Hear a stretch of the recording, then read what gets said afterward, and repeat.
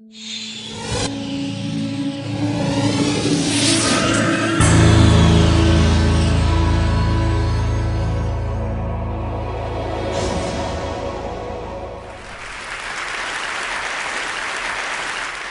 often do we hear that people just don't care?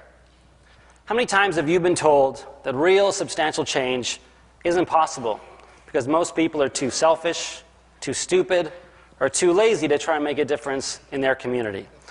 I propose to you today that apathy as we think we know it doesn't actually exist, but rather that people do care, but that we live in a world that actively discourages engagement by constantly putting obstacles and barriers in our way.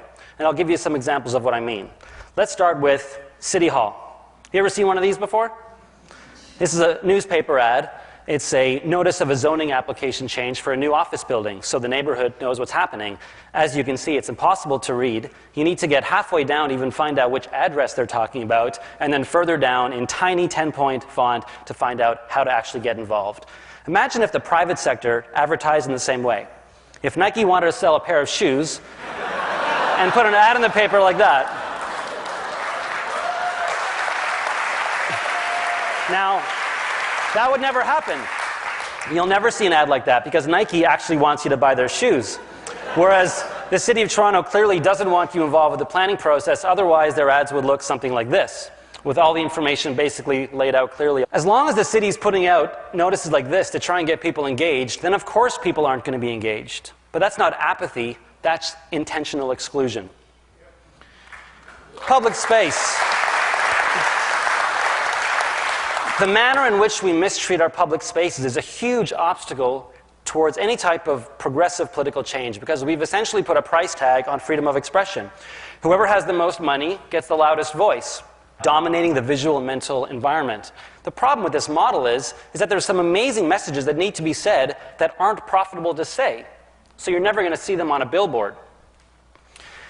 The media plays an important role in developing our relationship with political change, mainly by ignoring politics and focusing on celebrities and scandals. But even when they do talk about important political issues, they do it in a way that I feel discourages engagement. And I'll give you an example.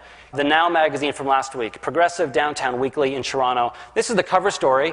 It's an article about a theater performance, and it starts with basic information about where it is, in case you actually want to go and see it after you've read the article.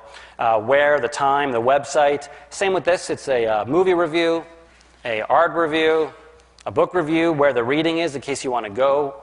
A restaurant, you might not want to just read about it. Maybe you want to go to the restaurant, so they tell you where it is, what the prices are, the address, the phone number, etc. Then you get to their political articles. Here's a great article about an important election race that's happening.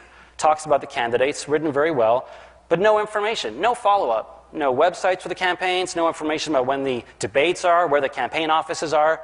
Here's another good article about a new campaign opposing privatization of transit without any contact information for the campaign. The message seems to be that the readers are most likely to want to eat, maybe read a book, maybe see a movie, but not be engaged in their community. And you might think this is a small thing, but I think it's important because it sets a tone and it reinforces the dangerous idea that politics is a spectator sport.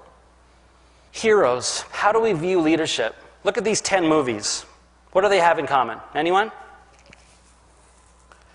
They all have heroes who were chosen. Someone came up to them and said, "You're the chosen one. There's a prophecy. You have to save the world." And then someone goes off and saves the world because they've been told to, with a few people tagging along. This helps me understand why a lot of people have trouble seeing themselves as leaders, because it sends all the wrong messages about what leadership is about. A heroic effort is a collective effort, number one.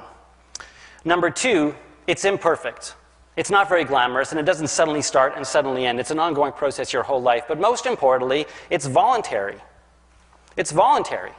As long as we're teaching our kids that heroism starts when someone scratches a mark on your forehead or someone tells you that you're part of a prophecy, they're missing the most important characteristic of leadership, which is that it comes from within. It's about following your own dreams uninvited, and then working with others to make those dreams come true. Political parties, oh boy.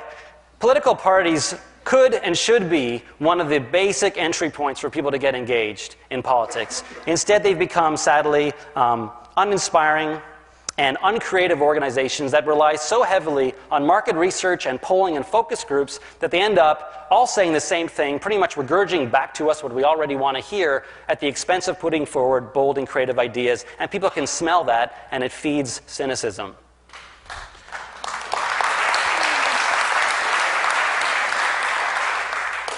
Charitable status. Groups who have charitable status in Canada aren't allowed to do advocacy. This is a huge problem and a huge obstacle to change because it means that some of the most passionate and informed voices are completely silenced, especially during election time. Which leads us to the last one, which is our elections. As you may have noticed, our elections in Canada are a complete joke. We use out-of-dated systems that are unfair and create random results. Canada is currently led by a party that most Canadians didn't actually want. How can we honestly and genuinely encourage more people to vote when votes don't count in Canada? And you add all this up together, and of course people are apathetic. It's like trying to run into a brick wall. Now, I'm not trying to be negative by throwing all these obstacles out and explaining what's in our way. Quite the opposite. I actually think people are amazing and smart and that they do care. But that, as I said, we live in this environment where all these obstacles are being put in our way. As long as we believe that people, our own neighbors, are selfish, stupid, or lazy, then there's no hope.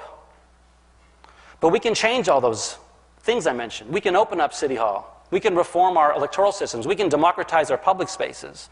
My main message is, if we can redefine apathy, not as some kind of internal syndrome, but as a complex web of cultural barriers that reinforces disengagement, and if we can clearly identify what those obstacles are, and then if we can work together collectively to dismantle those obstacles, then anything is possible. Thank you.